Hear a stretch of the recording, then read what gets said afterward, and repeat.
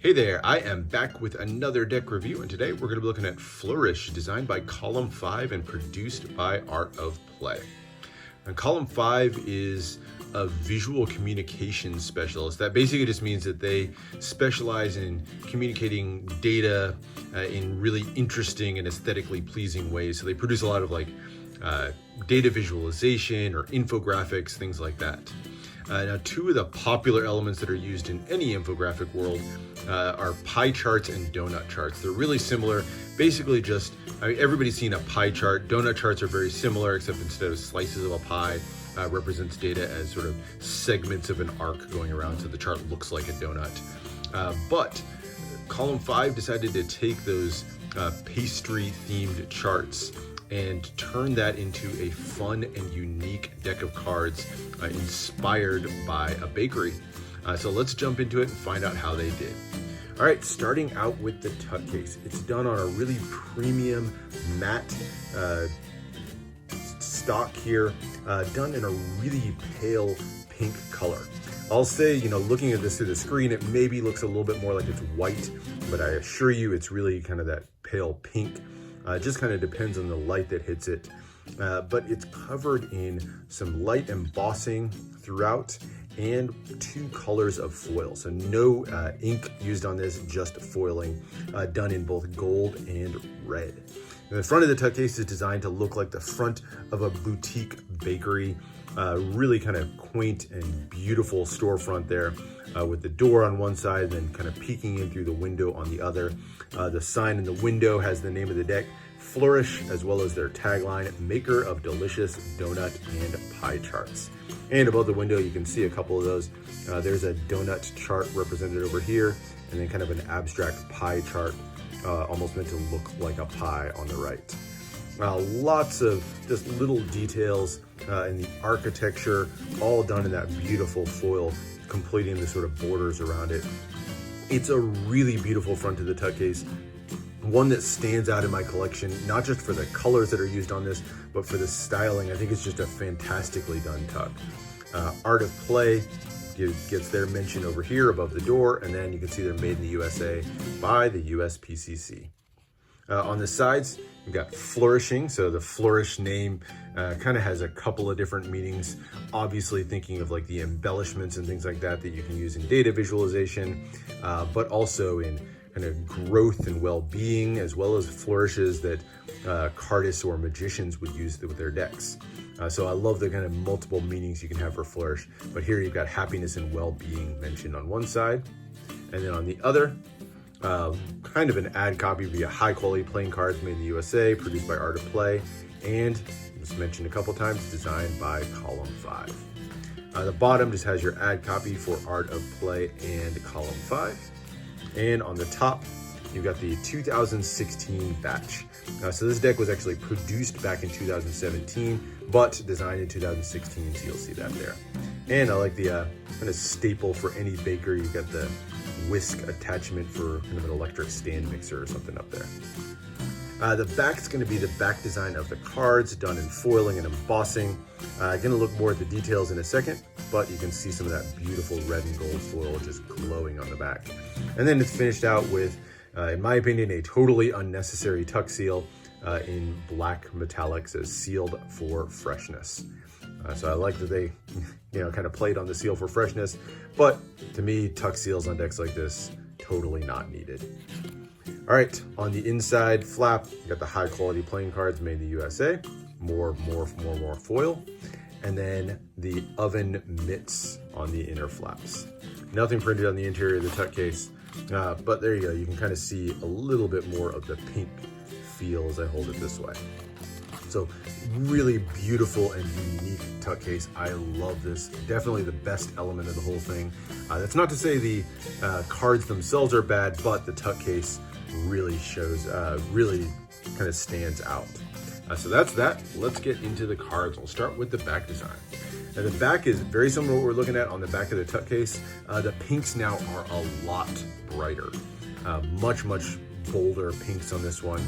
You've got the pie and the donut represented as kind of the main design elements, and they're designed, of course, to look like a pie and a donut chart. So you can see the different segments there, done in pink black and a rose gold metallic ink.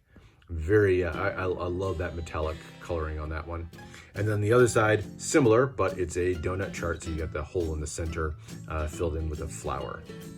I've got oven mitts in the center, the rolling pins down the side, complete with their tagline, maker of delicious donut and pie charts.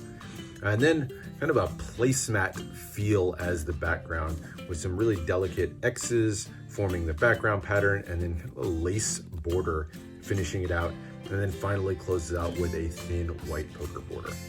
Really kind of a dainty look to it, but at the same time, really kind of visually pleasing and interesting. I like what was done with the back design of this one quite a bit. So there's the back. Extra cards you get. I need a couple of almost identical jokers representing a pastry crimper. Basically something you would like roll around the edges of a couple of pieces of pastry to press them together and seal it shut. Think like the edges of a pie crust or something like that. But one done in black, one done in pink.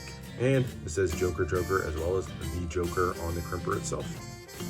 There's your two jokers. You get a really simple ad card for Art of Play, just done in bright pink.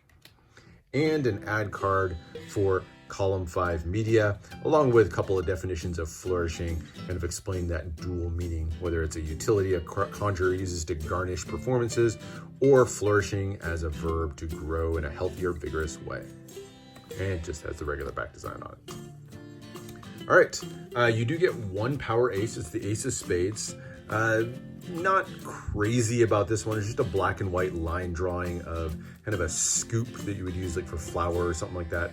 I guess it loosely looks like the spade there. Has flourishing written in an arc across the top.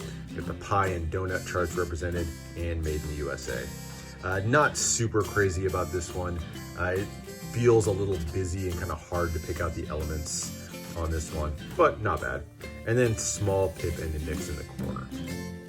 The other three aces are pretty much standard, just a small pip in the center, so no other power aces in this deck. And then we'll go really quickly through the number cards because like those other three aces, they as well are pretty standard. So smaller pips in the center, slightly custom style, you can see with that little kind of base on it. But otherwise, they're regular black pips, no special arrangement or anything like that, just like you'd normally see. The reds, much the same. I'm a little surprised these weren't done in more of a pink, instead just kind of kept with a classic red. With the rest of the deck, maybe would have expected to see those done in pink, but they went with red instead. And that's it for the number cards. Like I said, not too much to say about those. Then you get to the quartz, and the quartz are really interesting and I think well done. All done in that continuing the line art style that we've seen on the rest of the deck, but they are fully custom through and through. Starting with the borders on these, you have kind of a border that gives you the feel like you're maybe looking through the bakery window at the baker doing his work. So you've got the top of the storefront over here, the side panels over here are these really interesting diamond pattern, as well as another oven mitt. And then in the center is the star of the show, the baker himself, kind of holding one of the implements of his trade. In this case, he's got a pastry wheel.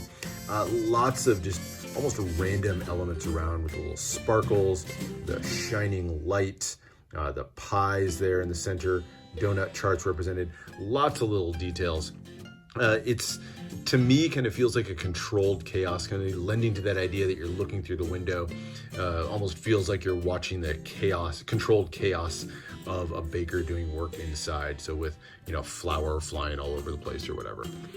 Done in very simple color scheme that we've seen from before, the pinks, the blacks, and more of that rose gold metallic.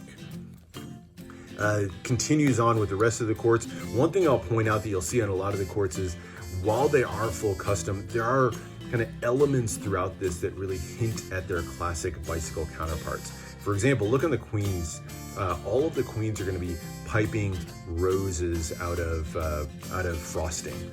So you've got the piping bag in hand and making a flower. That's kind of a nod to the bicycle quartz where all of the queens are holding flowers. So nice little touch there. I love the nods. The style of the hair too, also very reminiscent. You can see that quite a bit on the King of Spades. The King of Spades in this case is holding a rolling pin. very much like the king might hold a sword in a classic deck too. There's your Jack of Diamonds with a sparkling plate in hand.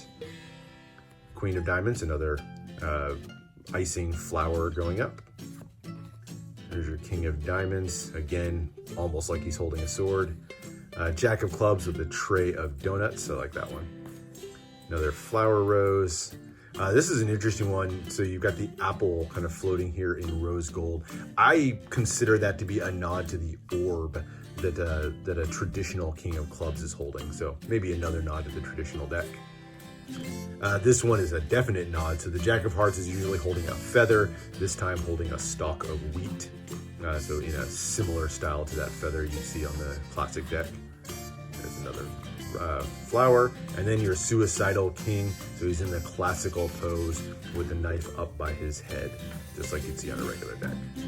So really nice. I love the feel in these, the fun and the whimsy that goes into all the court cards. Busy, but I think in a really good way on the court cards. So that is the deck. As far as handling, it handles really, really well. It's always kind of a hallmark of Art of Play decks. They do it on their own proprietary super crushed stock. So very, very thin cards. I don't know what that says for how well they hold up, but they fan and cut just beautifully right out of the box. Between USPCC's fantastic finish and that great thin stock that Art of Play always uses, I've had nothing but great things to say about how well this handles, cuts, everything. So really great handling deck overall. And that gets me down to the last point, which is what would this deck be used for? Well, for me, I think, it's a little bit of a rarer deck at this point. So I think collectors really are just going to want to kind of keep it as a collector piece. And I think that's well suited. I mean, that tuck is phenomenal with any collection. But if you were going to use this, I'd say probably gameplay is really where it's at. Fun deck for gameplay. I think it's a little bit busy to use for Magic or Cardistry, even though it handles well enough for either. But gameplay, I think, just kind of adds a fun element to any game. So collectors and gameplay, that's, I think, where this is gonna stick in my mind. But that's it. Great deck to add to the collection if you can find it. I definitely have no regrets adding it to my own, but hope you enjoyed the review. Make sure you subscribe for more deck reviews and unboxings, and let me know what else you want to see. Thanks for watching, and I'll see you for the next one.